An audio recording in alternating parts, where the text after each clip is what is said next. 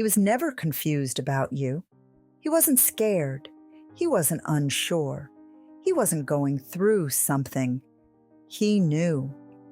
And what he knew is that he didn't want a life with you. He wanted access. And you gave it to him. You know how it goes. He disappears for days, sometimes weeks. And somehow, you always find a reason to understand it. He's busy. He's overwhelmed. He's dealing with something. And then he comes back. And for a moment, it feels real again. But it never is. Because you weren't dealing with confusion. You were dealing with a pattern. And patterns don't lie. Here's the part most women never see. You didn't fall for him. You fell for the version of him that only showed up occasionally, the version that gave you just enough to keep you hoping, but never enough to build something real. And that's not confusion. That's control. The first thing you need to understand is that a man who disappears and comes back is not figuring things out. He already figured you out. He knows you will wait. He knows you will forgive. He knows you will be there when he decides to return. And every time you accept that, you make it easier for him to do it again. Because now there are no consequences. The second thing is harder to accept. He doesn't come back because he misses you. He comes back because he needs something. Attention, validation, connection, pleasure.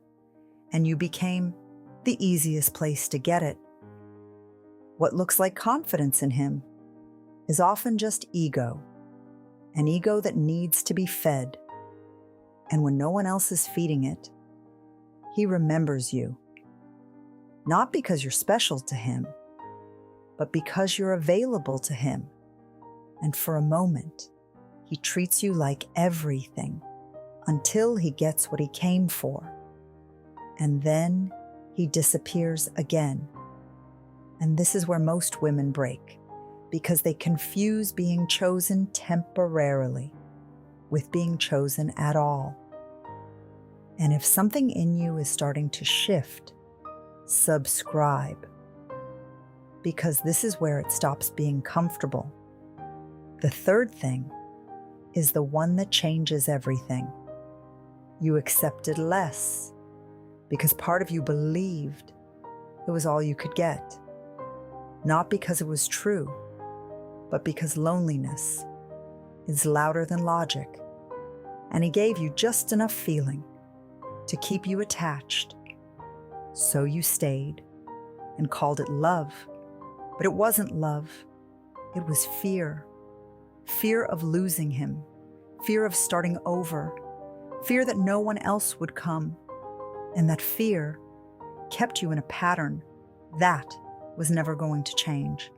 The fourth thing is learning to see the difference between moments and intention. A man who wants a moment shows up when it benefits him. A man who wants a life with you shows up consistently.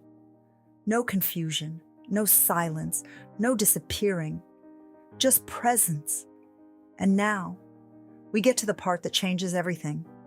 The next time he disappears and comes back, you don't explain it. You don't justify it. You don't soften it. You see it. And you decide, this is not enough for me. Because the moment you stop accepting the minimum is the moment your value changes. Not for him. For you.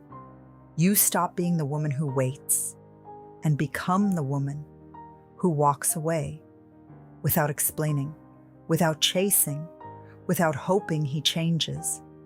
Because he was never confused about you. And now, you are no longer confused about him. If this made you see something differently, subscribe. Because here, we don't just talk about love. We change how you experience it. And this is the moment everything changes. Respect is not demanded. It is not negotiated. It is not created by giving more.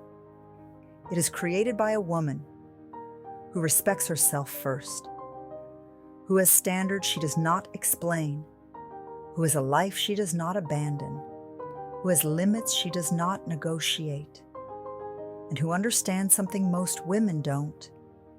The moment she stops accepting less is the moment he either rises to meet her or loses access to her completely.